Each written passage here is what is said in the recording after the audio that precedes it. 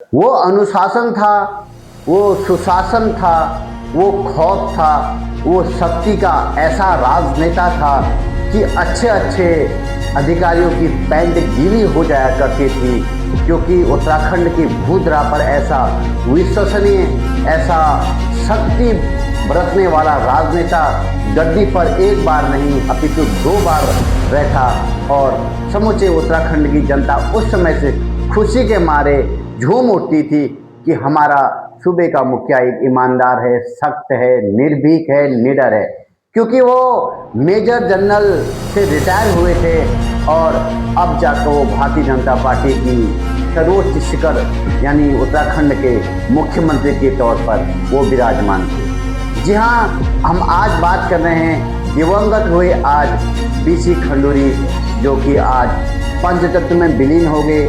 91 वर्ष की लंबी बीमारी के कारण उनका निधन हो गया। ये जानकारी आज उनकी पुत्री, जो कि वर्तमान में विधानसभा अध्यक्षा हैं उत्तराखंड सरकार में, उन्होंने जानकारी दी और भावुक पल समूचे उत्तराखंड के लिए, क्योंकि हमने एक ऐसे राजनेता को खोया है जिसका स्थान भर पाना फिलहाल मुश्किल है। जी हाँ, मैं हूँ जगदीश पांडे। बात करेंगे आज एक ऐसे शक्ति बरतने वाले राजनेता की जो उत्तराखंड सरकार के लिए एक बहुत ही कामयाब राजनेता रहा, जिसकी शिखर से सत्ता की शुरुआत होती है। जब रिटायर हुए वो मेजर से, उस वक्त उनका राजनीतिक जीवन शुरू नहीं हुआ था, लेकिन अटल बिहारी वाजपेयी के संपर्क में आए, उनके सिद्धांतों पर वो चले और उत्तराखंड का जब जन्म हो रहा था उस समय वो संघर्ष में जुड़े। और जब मुलायम सिंह यादव की सरकार ने उत्तराखंड क्रांति दल और उत्तराखंड की जो मांग कर रहे थे उन पर अत्याचार करा, कुकर्म करा और यहाँ तक कि गर्भवती महिलाओं के पेट में लात मार दी जाती थी, उसका उनने निर्भीक तरीके से संसद में ये वाक्या उठाया। तब जाकर बीसी खंडूरी की छवि एक राजनेता के रूप में उभरी और समूचे उत्तराखंड में एक उम्मीद की किरण जगाई कि ये उत्तराखंड हम अलग कर सकते हैं। किस निर्भीकता के साथ उन्होंने ये वक्तव्य रखा, देखिए। सबसे पहले आप वक्तव्य को सुनिए और देखिए कितने बेदाग और बेबाबिगी से साथ उन्होंने ये वक्तव्य को रखा।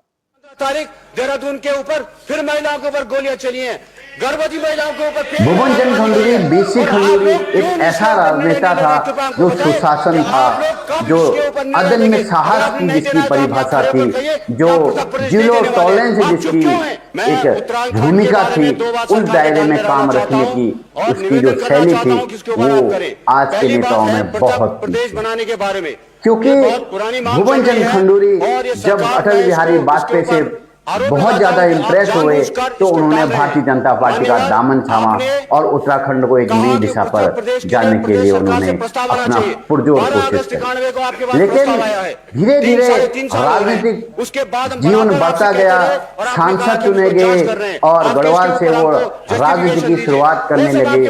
उसके उपरांत उनके कठोर सिद्धांत, एक सुदृढ़ छवि, बेदाग छवि और जो उनके अंदर निर्भीकता थी वही उनकी शासन है।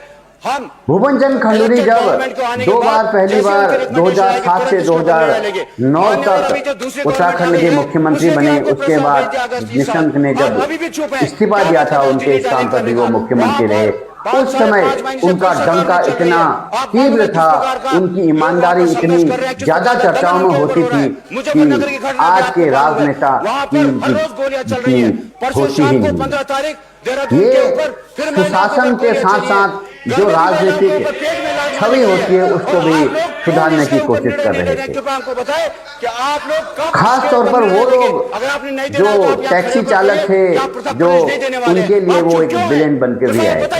जी हाँ, बहुत सारी खूबियां थी तो कमियां भी गिनाई गई टैक्सी चालकों ने, क्योंकि टैक्सी चालकों ने उनसे दुखी होकर, क्योंकि इतनी शक्ति बरत दी थी कि उन्होंने एक डंडा लगा दिया था, ताकि डंडा भी इसलिए लगाया कि भविष्य में जिस प्रकार के पहाड़ में गाड़ियां चलती हैं, ओवरलोडिंग न हो, कोई एक्सीडेंट न हो, उसको रोकने के लिए उन्होंने आगे केवल 2 सीट पैसेंजर बैठाने का जो फैसला किया था वो एक खंडूरी का डंडा नाम से मशहूर हुआ। और खास तौर पर टैक्सी चालक उनके इस कदम से नाखुश दिखे, परेशान रहे, जो कि उनकी रोजमर्रा की जिंदगी में असर डाला था वो डंडा। राजनीतिक जीवन इतना सुदृढ़ था कि आज भी चाहे सत्ता पक्ष हो चाहे विपक्ष हो, बीसी खंडूरी के चरित्र पर कोई दाग नहीं उठा पाया। कोई ऐसा उन्होंने घोटाला सामने नहीं करा कि दूसरे पक्ष के लोग उसको उजागर कर सके, क्योंकि वो सेना से जुड़े हुए थे। सेना की शक्ति ही उन्होंने अपने मुख्यमंत्री पद पर बढ़ती, जिस कारण से वो काफी ज्यादा टोल भी किए गए, रोस्ट भी किए गए और बहुत सारे विधायक उनसे नाराज भी रहे। लेकिन अक्सर उत्तराखंड की जनता उनको चाहती थी, उनसे प्रेम करती थी, उनसे अटूट संबंध बनाना चाहती थी, क्योंकि वो ईमानदार थे, क्योंकि वो बहुत शक्ति बरतने वाले थे। और जितनी भी नकलची हों और जितने भी ये घुसपैठिए हों, जितने भी आतंकवादी गड्ढियों में लिप्त रहते हैं, उनके खिलाफ वो हल्ला बोलते रहते थे, षड्यंत्र रचते रहते थे। और जीरो टॉलरेंस की जो सबसे ज्यादा महत्वपूर्ण भूमिका जिनने निभाई वो थे भुवन चंद्र खंडूरी। आज लंबी बीमारी के कारण उनका निधन हो गया, लेकिन उत्तराखंड की जनता उनको बहुत ज्यादा मिस करेगी, क्योंकि राजनीति में उनका स्थान भर पाना बहुत मुश्किल है। भुवन चंद्र खंडूरी, मेजर भुवन चंद्र खंडूरी एक ऐसे राजनेता थे जिन्होंने लोकायुक्त का एक गठन किया था। उत्तराखंड में पहला ऐसा राज्य बना था जिनने लोकायुक्त का गठन किया। वो उस समय के मुखिया थे और जिस शक्ति के साथ उन्होंने ये कार्य करा वो बहुत ज्यादा सूचना बटोरे था, क्योंकि ऐसा शक्ति वाला चाहे आज उत्तर प्रदेश के मुख्यमंत्री योगी आदित्यनाथ हो, असम के मुख्यमंत्री हों या कोई और मुख्यमंत्री हों, वो उस समय वो कर चुके थे। जिस प्रकार से शक्ति, अदम्य साहस, निर्भीकता उस समय के मुख्यमंत्री में नहीं दिखती थी, वो भुवन चंद्र खंडूरी ने दिखाई थी कि राजनीति में भी आप शासन अनुशासन ला सकते हो, शक्ति के साथ कार्य कर सकते हो। वो हालांकि उनका राजनीतिक कैरियर कम रहा, क्योंकि वो सेना से जुड़े हुए थे। सेना की शक्ति राजनीति में बहुत ज्यादा मेल नहीं खाती है, इसलिए उनका जो राजनीतिक कैरियर है वो संक्षिप्त रहा, जिस कारण से उन्होंने जो भी निर्णय लिए कठोर लिए, सख्त लिए, ताकि उत्तराखंड को सशक्त उत्तराखंड बनाया जा सके, उत्तराखंड को मजबूत राज्य बनाया जा सके। और आज धीरे धीरे वो नीतियां और नीतियां सब गायब हो रही हैं, क्योंकि उत्तराखंड को अभी भी ऐसे राजनेता की आवश्यकता है जो भुवन चंद्र खंडूरी जी के मार्गदर्शक पर चले, भुवन चंद्र खंडूरी जी के सिद्धांतों पर चले, क्योंकि समूची उत्तराखंड की जनता अभी भी भुवन चंद्र खंडूरी जैसा मुख्यमंत्री ढूंढ रही है। हो सकता है आने वाले समय में कोई मिले, उम्मीद की किरण यही जगाती है।